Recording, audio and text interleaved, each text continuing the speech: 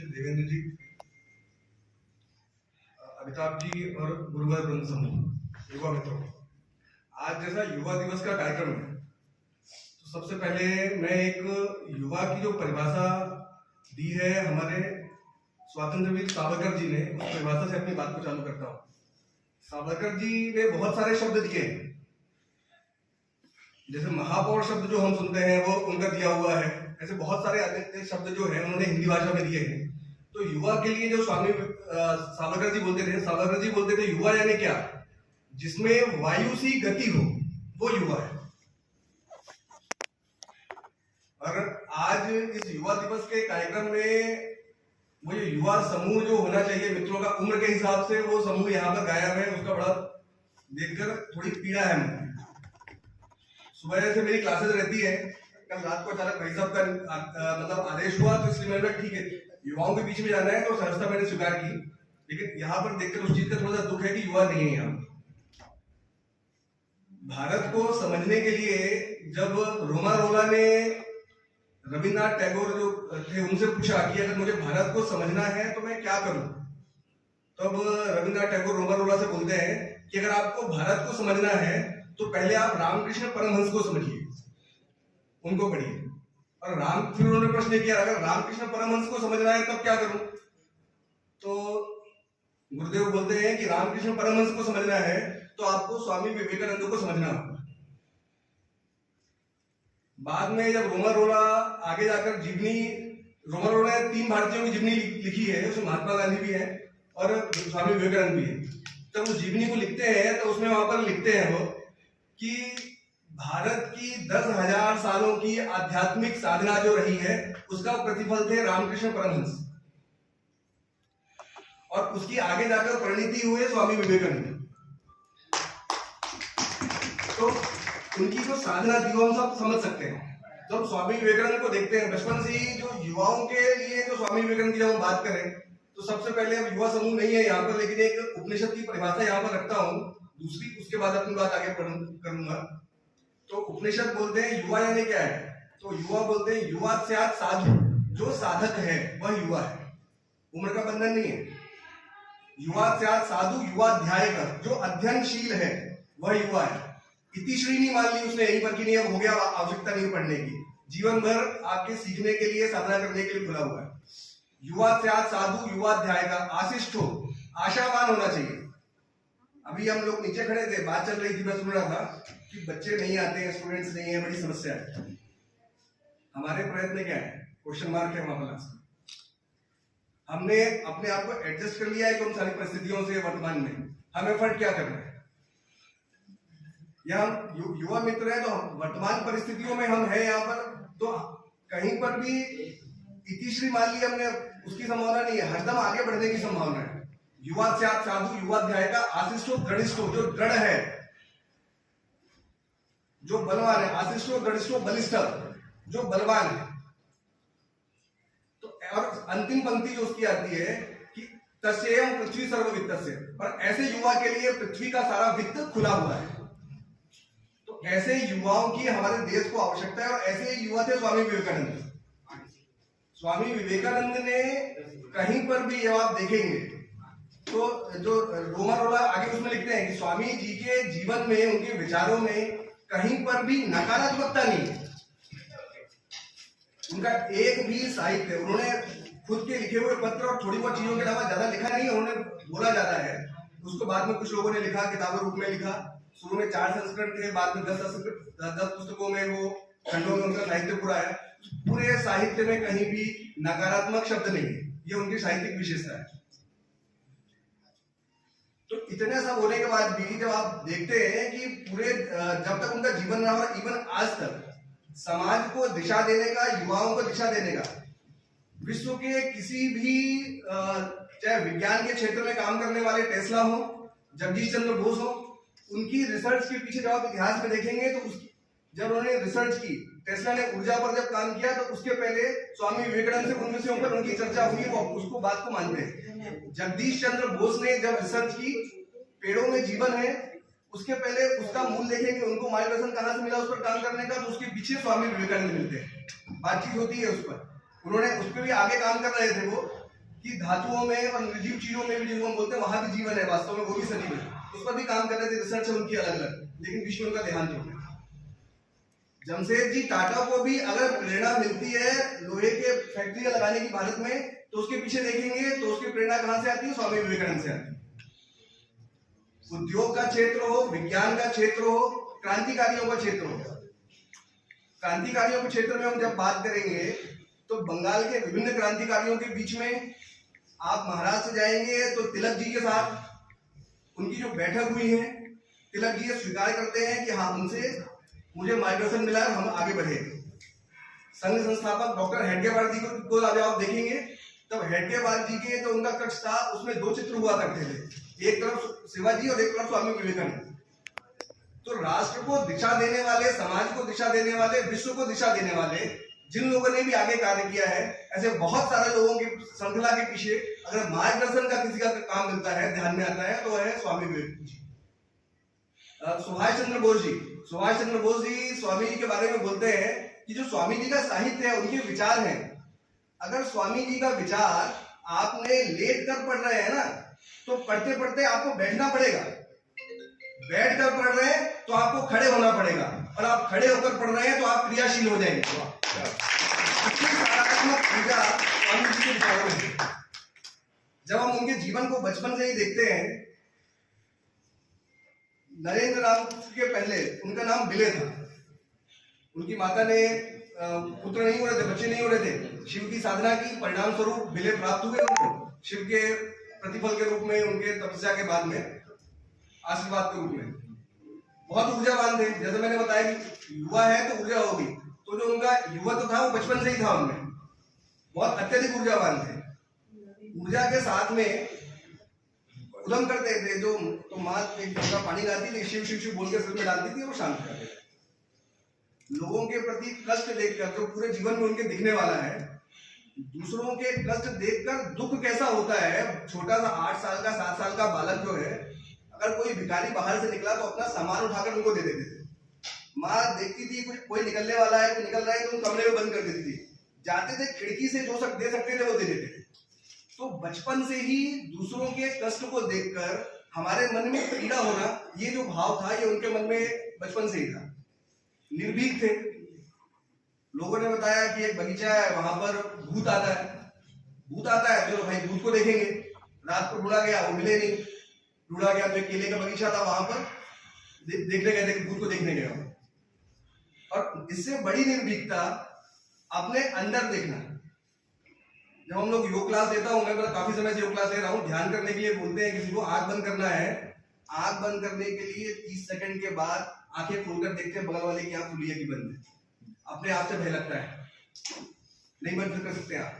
लेकिन वो 8 साल का बालक ध्यान करने बैठता है, आसपास के बच्चे ध्यान खेल रहे हैं, सांप निकलता है, सब भाग जाते हैं, आवाज लगाते हैं, अरे नरेंद्र सांप आ गया, नरेंद्र सांप आ गया, नरेंद्र की आंख नहीं खुलती। तो ऐसे वीर थे बचपन से ही। युवावस्था आई, दूसरा एक युवाओं के साथ में एक जो बात है वो यह है कि हर बात में जो प्रश्न है ना, एक क्वेश्चन मार्क हर साथ में उठना ही चाहिए। क्यों? उनसे कुछ कई बार आती थी, ऐसा क्यों? तो बोलते थे क्यों क्यों करना है। पूजा करते थे पहले वो किसकी? शिव की। शिव की पूजा करते थे 11-12 साल की उम्र में। पूजा करते करते किसी ने बताया कि शिव की पूजा क्यों करते हो भाई? कमरे, परिवार के उनका घर था, सबसे ऊपर उनका कमरा था, तो उन्होंने बताया कि शिव तो राम की पूजा करते हैं। तुरंत गए, उन्होंने शिव की मूर्ति हटाई, हटा दी, वहां से राम की मूर्ति रखी। अगर शिव राम की पूजा करते हैं तो मैं शिव की पूजा नहीं करूंगा। कोई किंतु परंतु नहीं, मन में कोई भय नहीं कि शिव क्या पाप तो नहीं लगने वाला मुझे, कोई क्या बोलेगा। बाद में कहीं पे गए, प्रवचन सुन रहे थे, उन्होंने बोला कि जो प्रवचन देने वाले लोग होते हैं वो अतिशयोक्ति करते हैं। बोले अरे राम के सारे काम किसने किए? वो तो हनुमान ने किए। सीता को जानकारी किसने लगाई? राम ने क्या किया? कुछ नहीं किया, बाल मन था, तो हनुमान ने किया। तो घर गए, हनुमान की मूर्ति रखी, राम की मूर्ति हटा दी वहां से। तो मन में जो भी चीज आई तो करने के लिए सोचने की जरूरत नहीं है, तुरंत प्रत्युत्पन्न मति भी थी हाथ में। उत्सुकता ऐसी थी कि कहीं पर भी जाना, कोई भी संत साधु महात्मा मिले तो उनके पास जाना, और जाने के बाद में एक प्रश्न कि आप जो कर रहे हो तो क्या युवावस्था तक वो प्रश्न आया, आप कर रहे हो कि आपने भगवान को देखा है? सबकी सुनी हुई चीजें हैं, भगवान को देखा है क्या? सब मना कर देते हैं, हाँ देखा। मुझे दिखा सकते हो क्या? नहीं दिखा सकते। घूमते घूमते रामकृष्ण परमहंस के पास पहुंचे। रामकृष्ण परमहंस के पास पहुंचे तो उन्होंने बोला कि हाँ, जैसे तुम्हें देख रहा हूँ वैसे मैं तुम्हें देखता हूँ, वैसे ही देवी को भी देखता हूँ, माँ को देखता हूँ, काली को देखता हूँ। उन्होंने आप मुझे दिखा सकते हो? हाँ दिखा सकता हूँ। साधना बढ़ी, गुरु के संगत में साथ में रहे। अचानक एक दिन ठाकुर ने उनके रामकृष्ण परमहंस ने उनके सीने पे जब नीचे बैठे हुए थे अपने पांव का अंगूठा उनको टच किया। जैसे वो टच किया वो समाधि में चले गए। समाधि से जैसे होश आया भागे, तुरंत छोड़ गए सब कुछ, घर भाग गए। काफी दिनों तक आए नहीं। बाद में बातचीत हुई तो अच्छा तो लगा था, समाधिस्थ हुए तो गुरु के सामने इच्छा व्यक्त की कि ठाकुर जैसा आनंद उस दिन आया था, जैसी समाधि उस दिन मिली थी, वैसी ही स्थिति मुझे अभी चाहिए। मिल सकती है क्या? पहले समाधि में जा सकता हूँ क्या? वैसी समाधि स्थायी हो सकती है क्या? रामकृष्ण परमहंस जो थे, जो गुरु थे, तो गुरु का काम क्या होता है कि अभी एक मैं वो देख रहा था एक टीवी में कि जो कुम्हार बर्तन बनाता है ना, तो बर्तन बनाते समय मिट्टी रखी हुई है, जो मिट्टी के साथ में उसको सहारा भी देना है, बाहर से चोट भी लगाना है, और पानी जो है वो नेह का चिकनाहट का काम है, वो भी आवश्यकता है। तो ये सारी चीजें गुरु में होनी चाहिए। अगर सिर्फ आप थपकी लगाने वाले हो, घड़े का आकार नहीं बनने वाला, सपोर्ट सिर्फ सपोर्ट देके रखोगे तो भी नहीं बनेगा, तो सारी चीजें करनी पड़ेगी। तो वैसे ही थे रामकृष्ण परमहंस।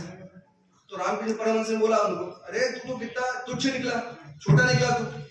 मेरी अपेक्षा क्या थी, तू तो इस समाज को, इस संपूर्ण सृष्टि को वटवृक्ष बन के छाया देने वाला है, लेकिन तू अपने निहित स्वार्थ की बात करने लगा, अपने लाभ की बात करने लगा कि तुझे समाधि चाहिए, तुझे ध्यान में बैठना है। वहां से उनको धुतकारते हैं। बाद में आगे जाकर वो रामकृष्ण परमहंस का देहावसान होता है, इनके परिवार का, उसके पहले आर्थिक स्थिति गड़बड़ होती है। वो बोलते हैं कि जाके आप मेरे लिए कुछ करिए, मेरी स्थिति खराब है, तो तू जाके खुद मांग ले देवी से। सारी बातचीत होती है, वो जाते हैं, लेकिन अंदर जाने के बाद में भी माँ साक्षात प्रकट होती है, लेकिन माँ से वो भोजन, वस्त्र, पैसा नहीं मांग पाते, वो ज्ञान और वैराग्य मांगते हैं। 2-3 बार ये घटना घटती है तो वापस आ जाते हैं। तो लेकिन बोलते हैं ठीक है, माँ चिंता करेगी। बाद में ठाकुर बोलते हैं, जब ठाकुर की मृत्यु होती, रामकृष्ण परमहंस का देहावसान होता है, देहावसान होने के बाद में अपने जो गुरु भाई हैं, आश्रम की जिम्मेदारी इनके ऊपर आती है। तो उस जिम्मेदारी को भी अच्छे से संभालना, जब प्लेग और सारी महामारियां फैली हुई है, तब समाज के बीच में जाकर काम करना, अपनी चिंता छोड़ करके।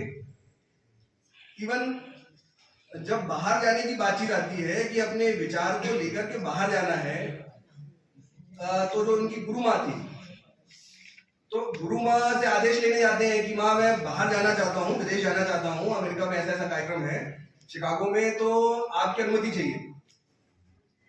गुरु माँ उनसे बोलती है कि ठीक है, एक चाकू वहां पर पड़ी हुई है, वो उठाकर मुझे दे दो।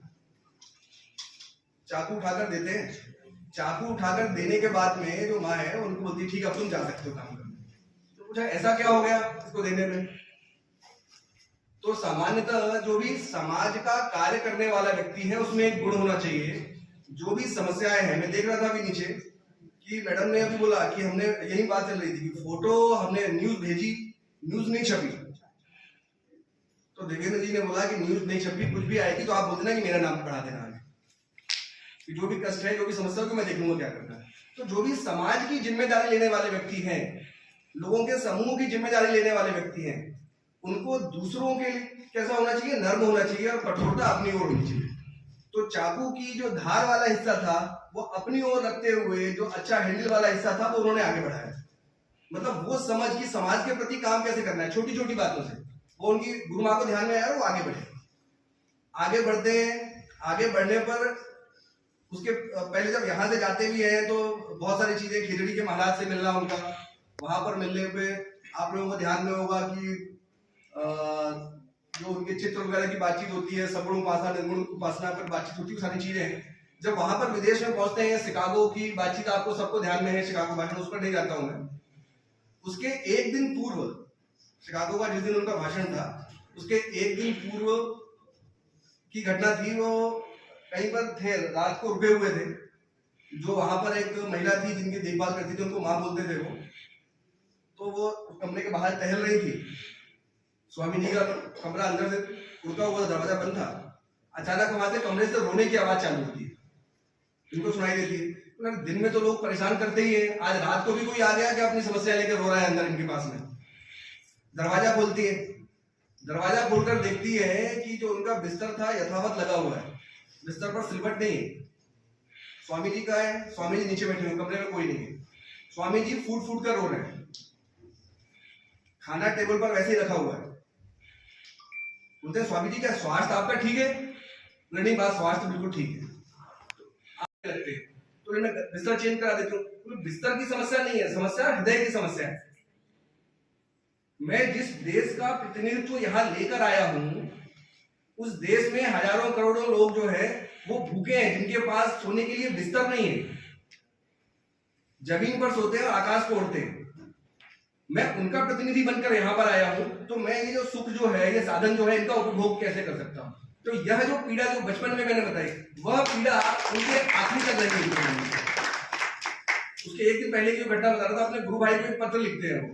उस पत्र में बोलते हैं कि यहाँ का जो वैभव मैं बाहर देख रहा हूँ, भोग की भूमि थी अमेरिका, हमारा देश बहुत पिछड़ा था, तो उस भोग की भूमि में बैठकर यहाँ का जो वैभव मैं देख रहा हूँ, चकाचौंध चारों तरफ देख रहा हूँ, ऐसा वैभव मेरे देश में कब आएगा, इसकी मुझे चिंता है, इसके बारे में मैं सोच रहा हूँ। तो ऐसा स्वप्न देखना देश के लिए। वहां से जब लौट कर आते हैं, लौट कर आने पर टाइम भी आपका 12 बजे, ठीक है। वहां से जब वो लौट कर आते हैं, लौट में डेक पर है, उनके डेक पर जैसी भारत भूमि दिखती है, दूर से ही दौड़ भाग चालू हो जाती है, उछलने कूदने लगते हैं। लोगों को भी बड़ा आश्चर्य होता है। जब आश्चर्य होता है तो आश्चर्य के बाद में जैसे ये आगे रुकता है, यहाँ पर वो दौड़ कर आते हैं और जमीन पर लोटपोट होने लगते हैं मिट्टी में। उनके गुरु भाई उनसे वापस उस समय चर्चा करते हैं कि अब आपको भारत, आप होकर आए वहां से, अब आपके भारत के बारे में क्या कहना है? आप तो इतना अमेरिका विश्व सब देख कर आए हो। तो बोलते थे पहले जो भारत था, है ना, मैं उसकी पूजा करता था, और अब मुझे उस पर गर्व भी है साथ में, क्योंकि ये यहाँ की एक एक जो तिनका है ना, यहाँ पर ईश्वर का वास है। अब ये भावना उनके मन में थी। उनको लेने के लिए जो वहां के राजा थे, अधिपति, वो आए, चांदी का रथ बनाया गया उनके लिए, हजारों लोगों की भीड़ थी। मतलब वो जननायक थे उस समय कि हमारा भारत का कोई व्यक्ति विदेश में होकर वापस आया है और ध्वजा फहराई है उसने। लोगों ने रथ के आगे से जो घोड़े वगैरह थे वो हटा दिए और जनता ने वह रथ खींचा, ऐसा भाव था। तो मद्रास में एक व्याख्यान जो है, वह व्याख्यान यहाँ पर बैठे हुए हर एक व्यक्ति के लिए महत्वपूर्ण है। उसमें वहां पर बैठे युवाओं से वह 3 प्रश्न करते हैं, और वह 3 प्रश्न जो है अगर आप विचार करेंगे तो, मतलब मैं जब 11th-12th में था, जब विवेकानंद केंद्र से मैं जुड़ा, तब स्वामी जी को पढ़ना चालू किया, तब से वो सारे प्रश्न जो है मन में खटोकते हैं। तो आप भी अगर वह विचार करेंगे तो आपको भी नींद तो आपकी डिस्टर्ब होने वाली है। वो पहला प्रश्न पूछते हैं, देश के, समाज के लोगों को देख करके आपकी नींद उड़ी है क्या? इनका कष्ट आपको अपना कष्ट लगता है क्या? आपका मन कचोटता है क्या? मन रोता है क्या? अगर इनके लिए आपको कष्ट है तो आप मान लीजिए आप देशभक्त हैं, अन्यथा नहीं। और वह साथ में कहीं पर एक बार बोलते भी हैं, या तो आप देशभक्त हो सकते हैं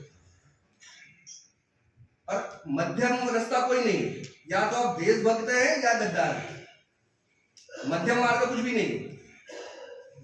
तो ओशो जो रजनीश है उसके लिए एक लाइन बोलते हैं कि या तो आप उजाले में हैं या अंधेरे में हैं, उजाले से अंधेरे की ओर कुछ भी नहीं होता। तो या तो आप देशभक्त हैं या गद्दार हैं। और अगर किसी दुखी के लिए आपको देख के आपके मन में पीड़ा नहीं हो रही है, कष्ट नहीं हो रहा है, तो आप मानव होने के लायक भी नहीं। मानव और पशु में यही अंतर है, मानव और पशु में यही अंतर है। नाली में पड़ा हुआ कीड़ा भी अपना पेट भर लेता है, जनसंख्या वृद्धि करना वो भी कर लेता है, लेकिन अगर ईश्वर ने हमें कुछ अलग दिया है, हमें मनुष्य बनाया है, तो हमारा विवेक जागृत है कि नहीं? ये सारे कष्ट जो है, मनुष्यत्व तो हमारे अंदर है कि नहीं? वह दूसरा प्रश्न बोलते हैं। ये बात तो ठीक है, भाव आए, लेकिन भाव के बाद में हमारा मस्तिष्क उससे जुड़ा कि नहीं, नींद तो खराब हो गई हमारी, हम नहीं सो पाते हैं उस कष्ट को देख करके, लेकिन हम योजना मस्तिष्क से बनाते हैं कि नहीं, दूसरा प्रश्न। बहुत सारी समस्याएं होंगी, रास्ते में आ रहे हैं, बहुत सारी समस्याएं दिखती हैं, इसने अतिक्रमण कर लिया, ये ऐसा गंदा पड़ा है, यहाँ गंदगी है, यहाँ ये ऐसा चल रहा है, ये ऐसा हो रहा है। दूसरे को आरोप प्रत्यारोप करना बहुत सरल है, लेकिन उसके लिए हमारी क्या योजना है? मन के साथ में बुद्धि भी काम करती है कि नहीं? और साथ में वो तीसरा प्रश्न पूछते हैं, योजना तो बनाई है, लेकिन हाथ क्रियान्वयन करते हैं कि नहीं? जो योजना है हमारी क्रियान्वयन के लिए परिवर्तित हो रही है कि नहीं? तो जब अगर हम ये तीनों चीज नहीं कर पा रहे, और वो बोलते हैं साथ में कि इसका इन प्रश्नों का उत्तर जो है ना, यह लिखकर नहीं देना, यह इन प्रश्नों का उत्तर हमारे जीवन में दिखना चाहिए। तो अगर हमारे जीवन में इन सारे प्रश्नों का उत्तर दिखेगा, तब वास्तव में मुझे लगता है कि स्वामी जी को अपने जीवन में सुनना, पढ़ना और लेना, यह ठीक ठाक हो पाएगा। जब स्वामी जी को आगे देखते हैं, मैंने बताया कि युवाओं के मन में स्वामी जी बोलते हैं बार बार, कुछ 3 सन्यासी उनके पास में आए, मतलब युवा थे, तो एक मुसलमान था, 2 हिंदू थे, शायद बंगाल की बात है। तो वो आए उनके पास में कि आध्यात्म, उन सारी चीजों पर चर्चा करने के लिए और बाकी चीजों पर। तो उन्होंने बोला कि ये सारी चीजें आप छोड़ दो, अभी आराध्या क्या होनी चाहिए आगे के लिए? भारत माता को अपना आराध्य बनाओ। जब भारत माता आराध्य बनेगी, इस पर आपको गर्व होगा, तो सारी चीजें ठीक हो पाएंगी। एक उनका अंतिम वाक्य बोलकर मैं अपनी बात खत्म करता हूं। स्वामी जी बोलते हैं, उठो जागो, खासकर युवाओं के लिए बात कर रहा हूं मैं, उठो जागो और तब तक आगे बढ़ो जब तक अपने लक्ष्य को प्राप्त नहीं कर लेते। उत्कृष्ट जाकर प्राप्त और एक वाक्य जो डॉक्टर हेडगेवार का है, वापस यहां पर जुड़ता हूं मैं, अपने जीवन का जितना विकास कर सकते हैं करिए। भगवान को भी जो फूल चढ़ता है ना, वो कैसा फूल चढ़ता है? कली चढ़ती है क्या? मुरझाया हुआ फूल चढ़ता है? खिला हुआ फूल चढ़ता है।